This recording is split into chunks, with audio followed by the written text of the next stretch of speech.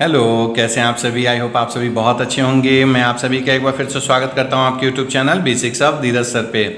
आज जो हम लोग टॉपिक पढ़ने वाले हैं, देखिए वो है समास।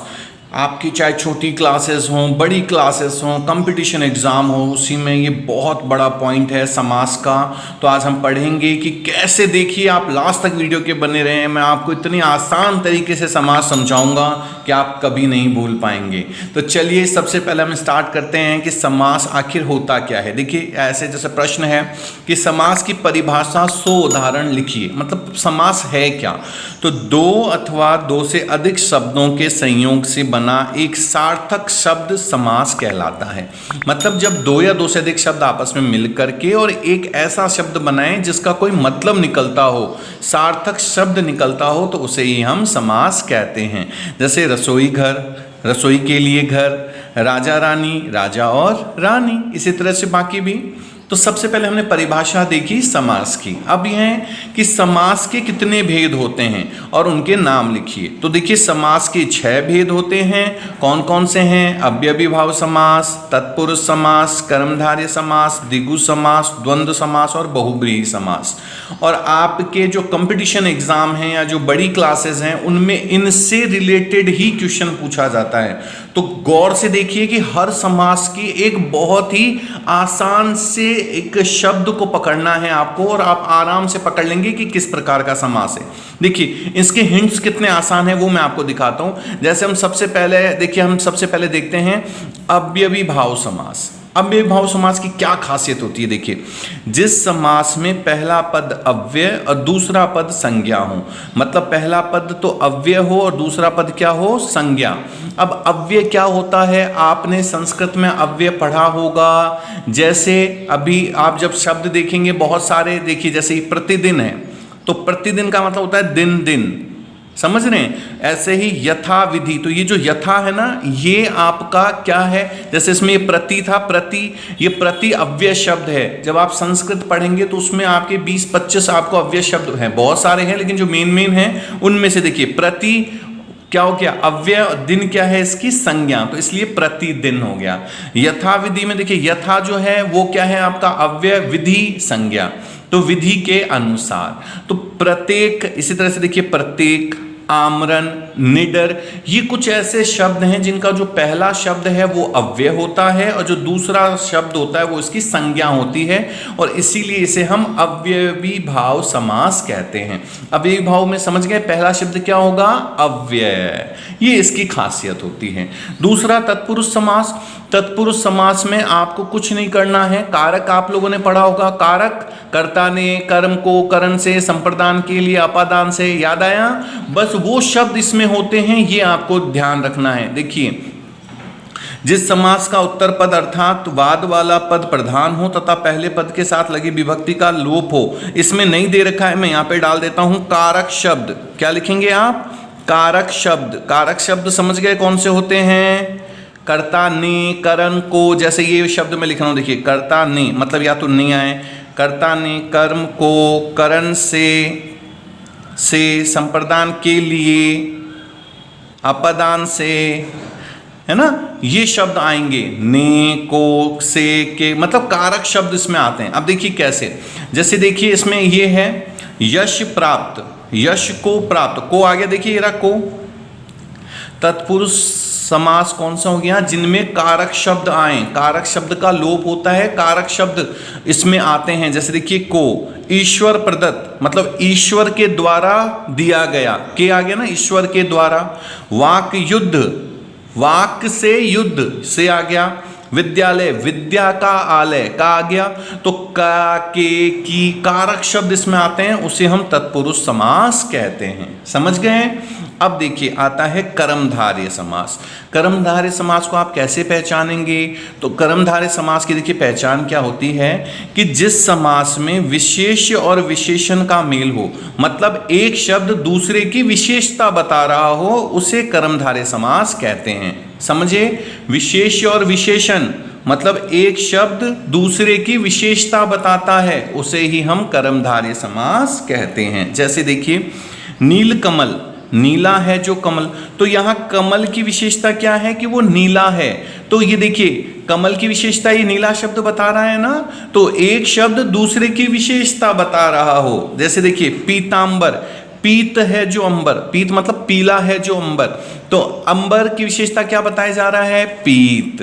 तो इस तरह से जब एक शब्द दूसरे की विशेषता बताए तो उसे हम कर्मधारय समास कहते हैं। समझ में आया। इसके बाद देखिए अगला है आपका द्विगु समास। द्विगु समास में कैसे, द्विगु में संख्या, ये याद रखिए संख्या मतलब इसमें संख्या आएगी, संख्या समझ गए, गिनती काउंटिंग आएगी आपके इसमें, संख्या आएगी इसमें। संख्या, जिस समास का पहला पद संख्यावाचक होता है जिससे समुदाय का बोध होता है उसे द्विगु समास कहते हैं। जैसे त्रिलोक, तीन लोकों का समाहार, तो तीन आ गया ना देखिए इसमें, तो द्विगु समास क्या हो गया, द्विगु समास जिस समास का पहला पद संख्यावाचक हो। इसी तरह से देखिए नवग्रह, 9 ग्रहों का समूह, 9 आ गया इसमें। चौराहा, 4 रास्तों का समूह है ना, चौराहा 4, नवरत्न 9 रत्न। तो जिसमें भी गिनतियां आ जाएं, संख्या गिनती 1 2 3 समझ रहे हैं, ऐसे संख्या आ जाए उसे आप द्विगु समास में रखेंगे। अब आगे आता है द्वंद्व समास। द्वंद्व समास में हमेशा ध्यान रखिए ये जो डैश दिख रहा है ऐसे, ये डैश आएगा और इसमें और शब्द लग जाता है। क्या लग जाता है, और। जिस समस्त पद में दोनों पद प्रधान होते हैं उसे द्वंद्व समास कहते हैं। दोनों पद क्या हो, प्रधान हो। जैसे देखो दिन रात, ये डैश दिख रहा है डैश, द्वंद्व समास की पहचान होगी कि ये डैश मिलेगा आपको, ये डैश और को दिखाता है। किसको दिखाता है, और को। तो इस तरह से द्वंद्व समास में ये आपका क्या आएगा, दोनों पद प्रधान होते हैं और ये निशान मिलेगा, ध्यान रखिएगा। जैसे पाप पुण्य, आटा दाल, भाई बहन आदि। ठीक है। अगला देखिए अब बहुब्रीहि समास। बहुब्रीहि समास क्या होता है, जिस समस्त पद के दोनों पद अप्रधान हो और जिसके शब्दार्थ के अतिरिक्त सांकेतिक अर्थ ही प्रधान हो उसे बहुब्रीहि समास कहते हैं। ये तो हो गई परिभाषा। आम भाषा में बोलें जिसमें अलग अर्थ निकले, क्या लिखेंगे आप, अलग से अर्थ निकले, अलग अर्थ निकले मतलब जो शब्द हैं उनका कोई अलग ही अर्थ निकले। जैसे दशानन, दशानन किसको कहा गया है, रावण को ना, अलग अर्थ निकल रहा है, समझ रहे हैं, जिस 10 हैं आनंद जिसके, रावण है ना। ऐसे ही लंबोदर, लंबा है उधर जिनका, भगवान श्री गणेश जी। पीतांबर, पीला है अंबर जिनका, भगवान विष्णु जी। तो इस तरह से आपको जब बहुब्रीहि समास आप करेंगे तो ध्यान रखिएगा इसमें जो शब्द होते हैं इनका अलग से अर्थ निकलता है। ठीक है, तो उसे हम क्या कहते हैं, बहुब्रीहि समास, जिसमें समस्त पद के दोनों पद अप्रधान हो और जिसके शब्दार्थ के अतिरिक्त सांकेतिक अर्थ ही प्रधान हो। ये तो डेफिनेशन हो गई, आम भाषा में अलग अर्थ निकले।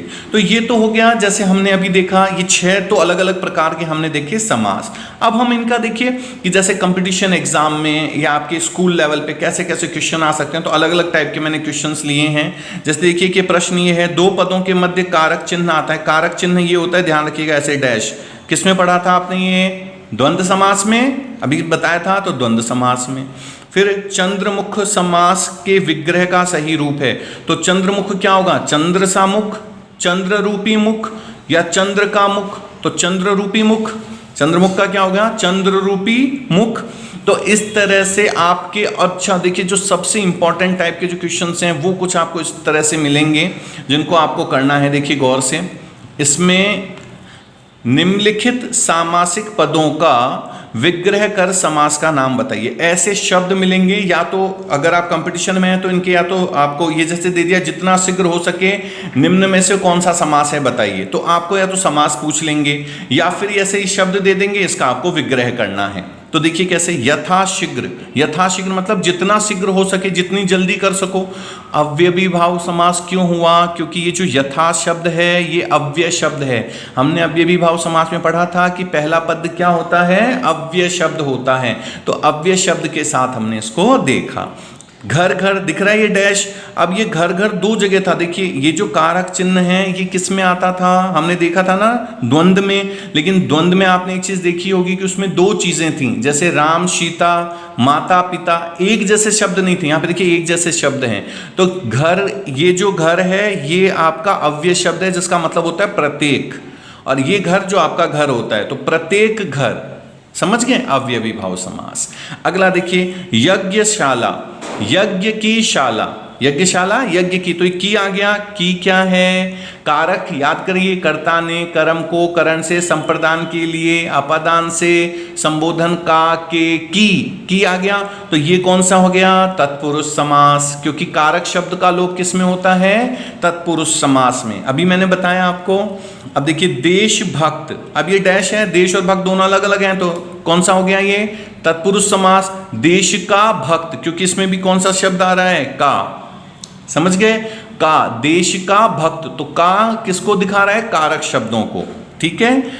वनवास, वन में वास करने वाले, तो में कर्ता ने कर्म को करण से संप्रदान के लिए अपादान से संबंध का के की अधिकरण में, तो आ गया ना में। तो कारक शब्द के ये देखिए का, की, के, में, ये जो कारक शब्द आएंगे तो वो हमेशा तत्पुरुष समास होगा, ये ध्यान रखना है। अब देखिए सधर्म, सत है जो धर्म, तो धर्म की विशेषता क्या है कि सत है। जब एक शब्द दूसरे की विशेषता बताता है तो वो कौन सा समास हो जाता है, कर्मधारय समास, ठीक है। तिरंगा, तीन रंगों का समूह, तिरंगा तीन रंगों का समूह, तो तीन रंग आपको पता है, जब भी संख्या आए तो हम कौन सा समास लिखते हैं, द्विगु समास, ठीक है। अब देखिए चौवन्नी, चौवन्नी चार आनों का समूह, तो चार आनों का समूह कौन सा हो गया, फिर चार आ गए ना, तो द्विगु समास हो गया। इस तरह से संख्या आ गया तो द्विगु, कारक आ गए तो तत्पुरुष, और अगर पहला शब्द अव्यय है तो अव्यय भाव। ऐसे आप छोटी छोटी चीजें देखिए, एक एक शब्द पकड़ के रखिए, कभी क्वेश्चन रॉन्ग नहीं होगा। अगला देखिए चल अचल, तो चल डैश अचल है, तो डैश चल और अचल, तो और शब्द किस में आता है, द्वंद्व समास में, तो ये द्वंद्व समास हो गया, चल और अचल। आगे देखिए ऊंच डैश नीच, तो ऊंच और नीच, फिर वही और, तो द्वंद्व समास हो गया, है ना। ऐसे ही चतुर्भुज, चार भुजाओं वाले भगवान विष्णु जी, तो बहुब्रीहि समास क्यों हुआ, क्योंकि जब हमने बहुब्रीहि समास किया तो हमने क्या पढ़ा था, जिस समास में कोई अन्य अर्थ निकले, जैसे चार भुजाओं वाले किनको बताया गया है, भगवान विष्णु जी को, तो इसलिए ये बहुब्रीहि समास हो गया। इसी तरह से दो चार और हम उदाहरण देखते हैं, देखिए और कौन कौन से हैं। जैसे अब देखिए त्रिलोचन, त्रिलोचन, तीन है लोचन मतलब आंख, तीन है आंख जिनके, किनके हैं, भगवान शिव जी के, तो ये किसके बारे में बात हो रही थी, भगवान शिव को बताया गया है त्रिलोचन, तो इसलिए बहुब्रीहि, क्योंकि एक अलग अर्थ निकल रहा है ना, तो बहुब्रीहि हो गया ये। सप्ताह, 7 दिनों का समूह, जैसे ही 7 आ गए तो कौन सा हो गया, द्विगु समास, संख्या किस में आती है, द्विगु में। अगला देखिए कमल नयन, कमल के समान नयन, तो यहां पर आंखों की विशेषता क्या बताई गई है कि वो कमल के समान है, कमल के फूल के समान है।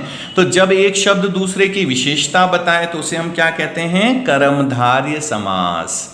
पंचवटी, 5 वटों का समूह, वटों मतलब वृक्षों का समूह, तो 5 आ गए तो इसलिए द्विगु समास हो गया।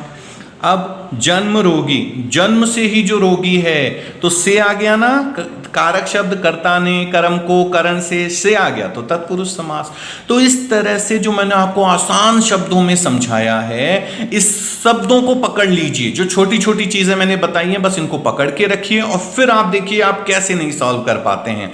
और ऐसे ही और भी वीडियोस के लिए आपके नए नए टॉपिक्स के साथ मैं फिर मिलता रहूंगा। तब तक अपने इस चैनल को लाइक और सब्सक्राइब जरूर कर लीजिए, ताकि टाइम टू टाइम आपको सारी नोटिफिकेशन, सारी चीजें मिलती रहें। Thank you so much.